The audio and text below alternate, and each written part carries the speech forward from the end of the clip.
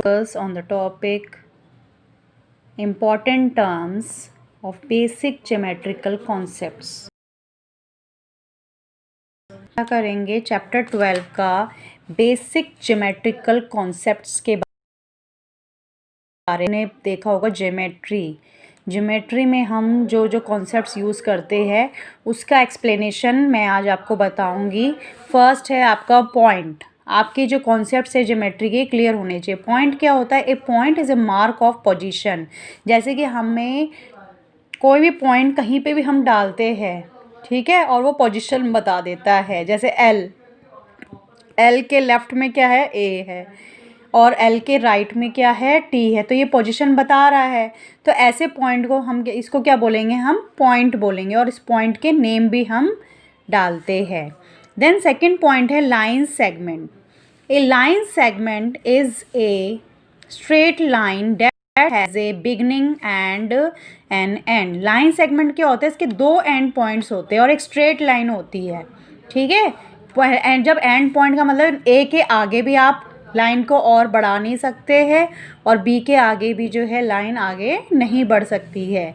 ये जितने सेंटीमीटर का होगा उतने सेंटीमीटर का ही ये रहेगा, ठीक है। जितना भी, जैसे मान लो 5 सेंटीमीटर मैंने बोला कि 5 सेंटीमीटर के एक लाइन सेगमेंट आपको लाइन सेगमेंट खींचनी है, तो आप उतना ही खींचोगे, उससे ज़्यादा नहीं होना चाहिए, ठीक है। इसके बाद है थर्ड है लाइन।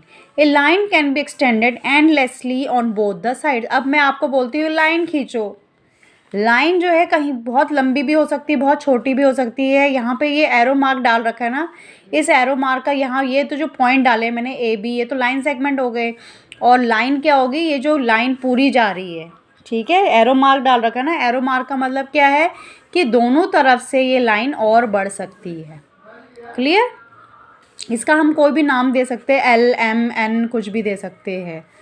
पैरेलल लाइंस क्या होती है? Two lines which do not intersect each other at any point. Parallel lines क्या होती है? आपने रेलवे ट्रैक देखा होगा, ठीक है। वो लाइन जो कभी भी कितनी भी लंबी कर लो आप, कितनी भी छोटी कर लो, जो कभी भी आपस में कट नहीं होगी, आपस में ऐसे क्रॉस कभी भी नहीं होगी। Even if extended to infinity are called parallel line. चाहे कितनी भी आप लंबी कर लो इसको, तब भी इन्फिनिटी का मतलब क्या होता है? कितनी भी सीमा तक इसको बढ़ा लोगे आप, पर ये कभी भी इंटरसेक्ट नहीं होगी। तो ऐसी लाइंस को क्या बोलते हैं?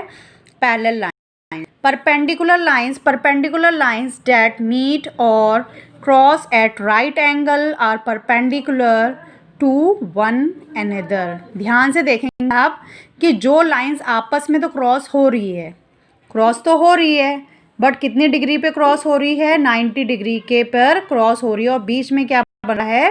परपेंडिकुलर बन रहा है। परपेंडिकुलर हमेशा कितने डिग्री का होता है? 90 डिग्री का। तो इसको क्या बोलेंगे हम? ये जो एल लाइन है और ये जो एम लाइन है, ये आपस में क्या हो रहे हैं? परपेंडिकुलर लाइंस बोलेंगे। क्यों? क्योंकि इसमें क्या बन रहा है? 90 डिग्री का एंगल बन रहा है। तो ऐसी लाइंस को हम क्या बोलेंगे? परपेंडिकुलर लाइंस, जिसमें कि 90 डिग्री पे वो इंटरसेक्ट करेगी। क्लियर? नेक्स्ट है ray. A line with one end fixed and other side move endlessly. अब एक साइड पे जो है, एक एंड पे क्या होता है? एक फिक्स पॉइंट होता है, और उसके बाद क्या होता है? वो लाइन, उसका कोई सीमा नहीं है, ठीक है, उसका कोई एंड पॉइंट नहीं है। दूसरा साइड वो है इन्फिनिटी है। इन्फिनिटी का मतलब कि कितनी भी दूरी तक वो जा सकते हैं। जैसे आपकी सनलाइट है या टॉर्च की लाइट है, ठीक है। सनलाइट सोर्स ऑफ लाइट है, ठीक है। वहाँ से लाइट जो है आ रही है, मान लो ये सन है, सन से लाइट आ रही है, ठीक है। वो कहीं पे भी जा सकती है, पानी में भी जा रही है, पेड़ पे भी जा रही है, छत पे भी जा रही है, हर जगह जा रही है उसका। तो उसकी जो रेज है वो कहीं पे भी जा रही है, तो उसको रेज बोलते हैं, ठीक है। तो इसका सिर्फ क्या होता है? सिर्फ ओनली वन एंड पॉइंट होता है। नेक्स्ट है plane. A solid has a surface which may be flat और curved having no boundary and it can be extended endlessly in all direction. अब ये जो प्लेन है वो आपका फ्लैट भी हो सकता है और कर्व भी हो सकता है, ठीक है। इसकी कोई बाउंड्री नहीं होती है, और इसको 4 दिशाओं में से आप कितना भी आप बढ़ा सकते हो। क्यूबॉइड देखा होगा, वो भी एक प्लेन का ही एग्जाम्पल है, ठीक है।